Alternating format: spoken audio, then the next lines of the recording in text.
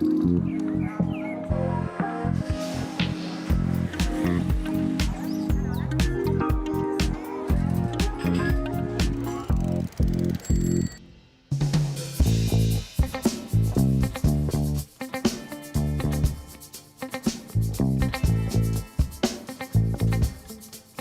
me définis comme une artiste plasticienne d'origine martiniquaise.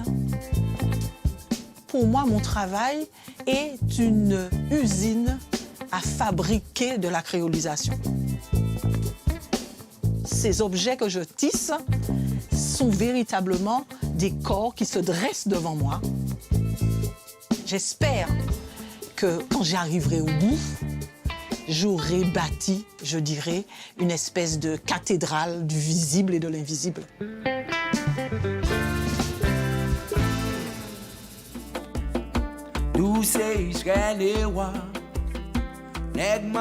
Artiste pluridisciplinaire martiniquais qui a cette chance, je dirais, d'avoir pu rayonner de manière internationale. Toutes les cordes de mon art sont en fait des véhicules d'un message d'amour qui vit en moi, qui me traverse, qui fait ma façon de voir la vie, de vivre le monde, de vivre mon pays, de vivre ma vie intime aussi. Les ancêtres savent que nous toujours là. Dieu nous bat grâce à l'amour. Cette semaine, le Paris des Arts pose ses caméras sur l'île de la Martinique. Les deux artistes que nous allons rencontrer, le musicien Izzy Kenanga et la plasticienne Valérie John, vont nous parler d'identité et de mémoire. La Martinique et son histoire seront également à l'honneur dans notre coup de cœur avec une grande exposition de peinture à l'habitation Clément.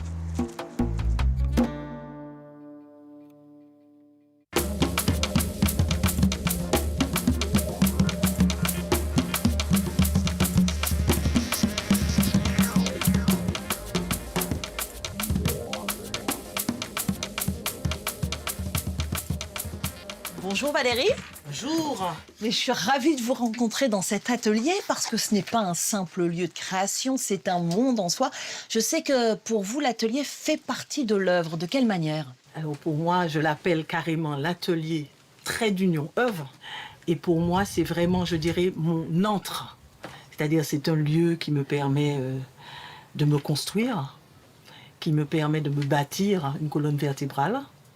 Alors on vous appelle la femme indigo. Parce que l'indigo, c'est votre couleur. Qu'est-ce qu'elle représente, cette couleur, d'un point de vue symbolique, d'un point de vue peut-être spirituel?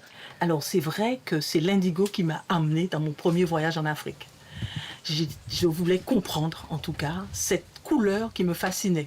Alors, dans cette espèce de fût, de casserole qui c'est une odeur très forte. C'est une odeur singulière, très très forte, parce que c'est un matériau vivant. J'appelle ça ma mélasse, parce que c'est l'indigo que je récolte, qui est cuit. Ensuite, j'intègre à cet indigo des pigments indigo que je ramène du Sénégal. Parce que l'indigo, c'est une plante, c'est une plante, c'est une plante. Je dis que je cannibalise de la mémoire. Et c'est véritablement de l'ordre du non-retour. C'est-à-dire que quand le livre a été trempé dans cette mélasse-là, entre 10 jours à 1 mois, je vais y rajouter du liquide avec 1% d'or. Je vais rajouter à certains moments des pigments indigo et ça va maturer.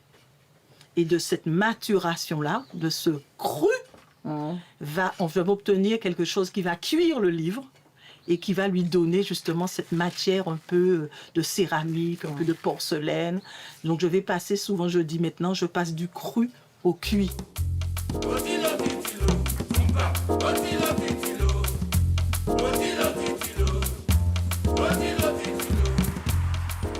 Valérie, votre travail, il est souvent décrit comme un palimpseste de mémoire. Alors d'abord, petite question sémantique, qu'est-ce que c'est qu'un palimpseste? Alors, un palimpseste, c'est un lieu de traces, de strates, un lieu où, je dirais, les choses se sédimentent, un lieu où la mémoire se donne en partage et où, justement, la dernière couche se nourrit de toutes les couches qui existent avant elle.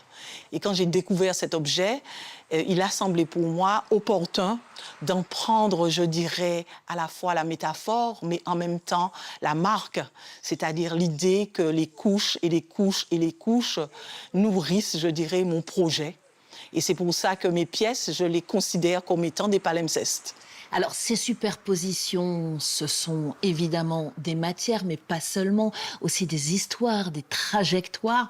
Qu'est-ce que cela signifie dans votre œuvre, Tisser le monde? Alors, tisser le monde, c'est pour moi prendre, je dirais, tous les agrégats, tous les mots MAUX qui fondent, je dirais, notre histoire, notre première histoire, c'est-à-dire l'histoire de cette première traversée, cette mémoire, je dirais, qui nous constitue ce peuple-là. Je tisse avec ces mémoires collectives, ces mémoires géographiques, ces mémoires historiques, ces mémoires sémantiques, les grandes et les petites histoires de notre espace Martinique, mais de cet espace plus large qu'est le monde. Alors, dans votre parcours, il y a la Martinique, il y a Paris, il y a l'Afrique. Comment ces trois géographies ont influencé votre manière de créer, en tout cas votre démarche plastique? Alors, c'est vrai qu'à 17 ans, je quitte la Martinique pour faire des études en art. Je m'inscris à la Sorbonne. Il y a quelqu'un qui m'a posé une question, c'était Michel Journiac. Il me demande, mais vous venez d'où? Je dis de la Martinique. Est-ce que vous êtes interrogé sur votre passé? Est-ce que vous êtes interrogé sur votre histoire de l'art martiniquaise? Donc, je réalise que si je veux devenir artiste, si je veux proposer une pratique qui me ressemble, il me faut en tout cas comprendre ce qui a constitué, je dirais, ma colonne vertébrale familiale. Et en faisant mon arbre généalogique, je réalise que le Sénégal est au cœur de ce travail-là. Mais en même temps, on m'offre un objet qui est un pagne tissé. Et ce pagne tissé, c'est un Sénégalais qui me l'offre. Ce Sénégalais que je vais épouser. Et donc, je vais prendre à bras-le-corps cette histoire africaine, cette histoire sénégalaise. Et donc, je vais rentrer dans cette histoire mémorielle de ce lieu-là. Si je résume, votre œuvre, c'est un mélange de mémoire, de réparation, de spiritualité. Aussi. Est-ce que vous pensez que l'art peut réparer certaines fractures de l'histoire?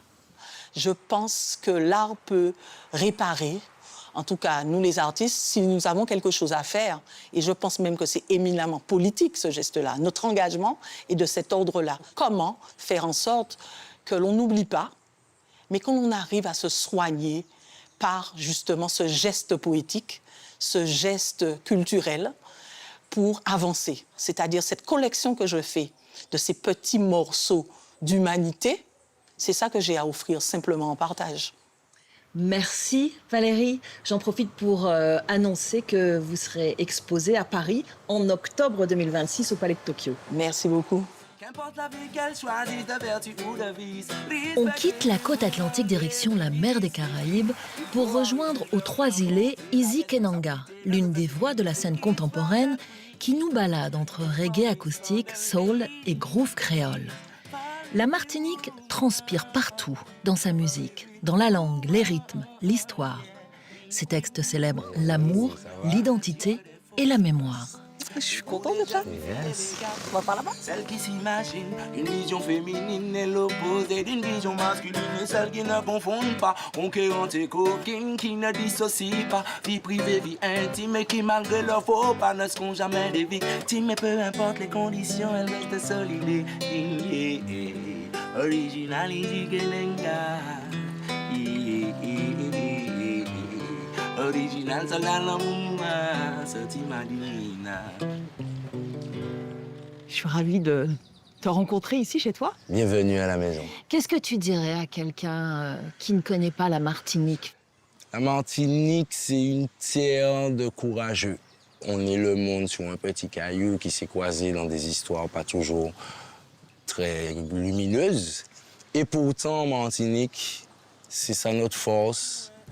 On va réussir à faire famille avec des facteurs très dysfonctionnels historiquement, mais finalement, on va retrouver l'amour, on va retrouver la résilience, on va retrouver l'espoir. On est un peuple avec des problématiques sociétales très complexes, très compliquées, qui ne sont palpables que de l'intérieur, vraiment. Et ici, la Martinique, ben, c'est cette terre où on a fait de l'amour avec des facteurs dramatiques de haine, de sang qui a coulé, de choses comme ça. Et bien ici, il y a des fleurs d'amour qui poussent toujours malgré tout. The way you live, what you believe, it's up to you. It's up to you.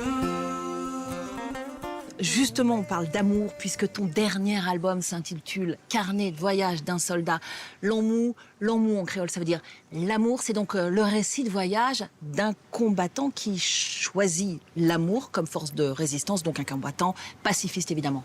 C'est un peu ça, mais c'est un peu encore plus précis où le combat réside dans le soldat l'amour, il se bat contre lui-même presque. L'idée, c'est de ne plus se battre contre soi-même, mais la lutte, c'est contre soi-même pour favoriser la circulation de l'amour dans sa vie et dans l'absolu autour de lui, dans ses gestes. Et c'est justement ça, c'est le soldat l'amour, celui qui se responsabilise, pas de victimisation. C'est lui qui est la composante qui peut changer quelque chose dans sa vie et finalement dans l'humanité, et finalement dans le monde. On va dehors se faire bousculer par le monde. Voir si les idées qu'on a eues chez nous sont fécondes. Si nos certitudes ne sont pas juste des habitudes. Tu as inventé un spectacle d'un nouveau genre qui est à cheval entre le concert et la conférence. Du coup, ça s'appelle Concérence. Parle-nous un petit peu de ce concept. Qu'est-ce que tu proposes au public? C'est parti d'une blague où j'ai dit, bon, c'est pas aujourd'hui la conférence, nanana. Et puis du coup, petit à petit, ça s'est construit. Le dialogue avec mon public, ils ont envie de savoir d'où tu vois les trucs, en fait, pour nous donner ce genre de chansons-là. Et les conférences, c'est un peu cet espace où je peux prendre le temps de raconter mon cheminement par rapport à un thème qui va mener à une chanson qui finalement va donner une info sur le spectre plus large. Ça prend une espèce de forme justement qui n'est pas une conférence, qui n'est pas un concert, mais qui est une concérence. Donc je suis devenu maître de concérence. J'ai bien envie de venir voir ça.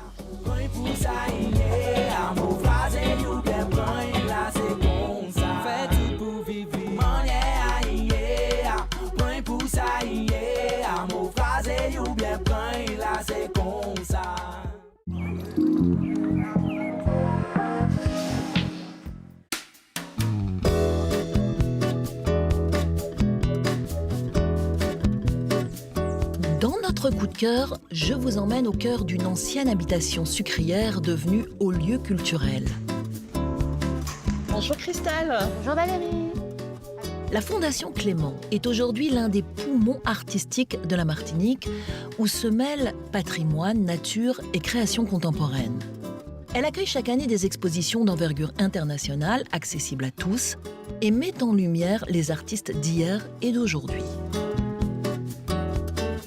Dans cette exposition avec le concours du musée du Quai Branly, vous réunissez plus de 150 œuvres, souvent inédites, aux Antilles. Comment est-ce que vous l'avez construit, ce parcours ?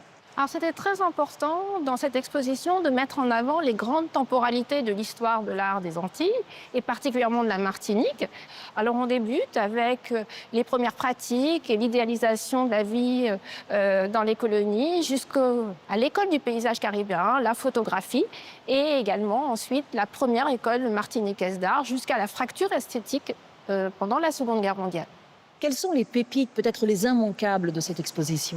Je dirais les œuvres de Le Masurier, puisque ce sont des œuvres qui viennent du musée du Quai Branly et qui sont assez exceptionnelles, de très grand format. Les dessins de Rabardel, Jean-Baptiste Rabardel, qui a été un des premiers professeurs de dessin qui va démocratiser les pratiques artistiques et permettre à des enfants martiniquais de pouvoir pratiquer les arts. Et puis après, dans l'école martiniquaise, peut-être Fernand et Paul Amadé-Bailly, qui sont des artistes martiniquais, qui représentent ces premières pratiques et se sont battus pour pratiquer les arts dans nos territoires, dans l'entre-deux-guerres.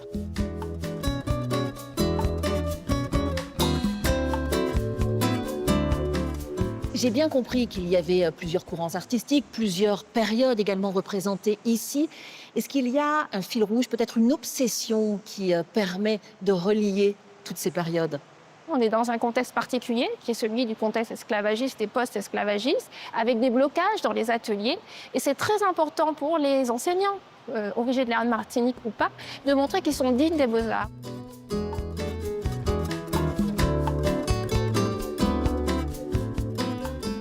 Les femmes qui sont si souvent les grandes oubliées de l'histoire de l'art, elles sont présentes dans cette exposition, c'était important. Oui, c'était très important pour moi de rendre visibles les femmes qui sont effectivement invisibilisées toujours dans l'histoire de l'art. C'était le cas pour l'histoire de l'art des Antilles. Et je voulais montrer leur rôle à la fois pionnier, majeur, important, comme Germaine Cache, chef de file de la Société des artistes antillais, ou encore Mayotte Almalbi. Alors, elle n'est pas peintre, mais elle a été l'une des plus grandes compositrices de musique de Begin, qui a écrit des chansons pour Joséphine Baker, sans parler des sœurs Nardal, qui ont questionné avec Louis Achille qu'est-ce que l'art noir. Merci beaucoup, on va profiter de cette exposition. Je vous dis à très vite pour de nouvelles aventures du Paris des Arts.